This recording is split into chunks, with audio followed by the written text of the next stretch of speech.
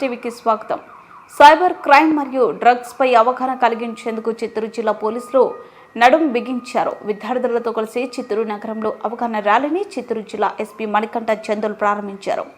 చిత్తూరు గాంధీ విగ్రహం వద్ద చిత్తూరు జిల్లా SP Manikanta Chandolu cyber crime, drugs పై విద్యార్థులకు అవగాహన కార్యక్రమంలో నిర్వహించారు. ఈ సందర్భంగా జిల్లా ఎస్పీ మణికంఠ చందోలు మాట్లాడుతూ మొబైల్ ఫోన్లపై అవగాహన లేకపోవడంతో సైబర్ క్రైమ్ మోసాలు జరుగుతున్నాయని తెలిపారు. ఆంధ్ర, కర్ణాటకలో అధికంగా క్రైమ్ జరుగుతుందని, గతంలో విద్యార్థులు 470 మంది సుమారుగా 6 కోట్ల రూపాయలను పోగొట్టుకుని పోలీసులను ఆశ్రయించారన్నారు. ప్రతి విద్యార్థి ఓటీపీలు ఇతరులకు తెలపడం వల్ల మొబైల్ ఫోన్ల ఇన్స్టాల్ చేసే వెబ్సైట్ల ద్వారా అధికంగా సైబర్ క్రైమ్ బాధితులుగా మారుతున్నారని తెలిపారు. ప్రతి విద్యార్థి డ్రగ్స్ పై అవగాహన తెలుసుకోవాలని అన్నారు. ఈ కార్యక్రమంలో అడిషనల్ ఎస్పీ, పోలీసులు, విద్యార్థులు భారీ సంఖ్యలో పాల్గొన్నారు. ఫస్ట్ సైబర్ క్రైమ్ అవేర్నెస్ గురించి, రెండవది డ్రగ్స్ అవేర్నెస్ గురించి అందరికీ తెలియాలని యువతని ఇందులో భాగస్వామ్యం చేయడం జరిగింది.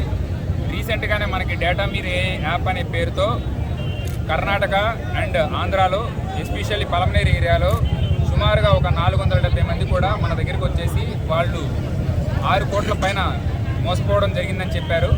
అలానే ఫెడెక్స్ స్కామ్ పేరుతో, ఓటీపీ షేర్ చేసే పేరుతో, నెక్స్ట్ డెబిట్ కార్డ్స్ స్వాప్ చేసే పేరుతో ఇలా పలు రకాలుగా మోసపోవడం జరుగుతుంది.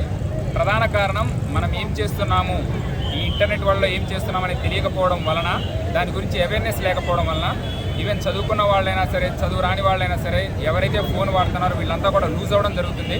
ఇది జరగకూడదు, ప్రతి ఒక్కరికి దీని గురించి తెలియాలి అనే ఉద్దేశంతో.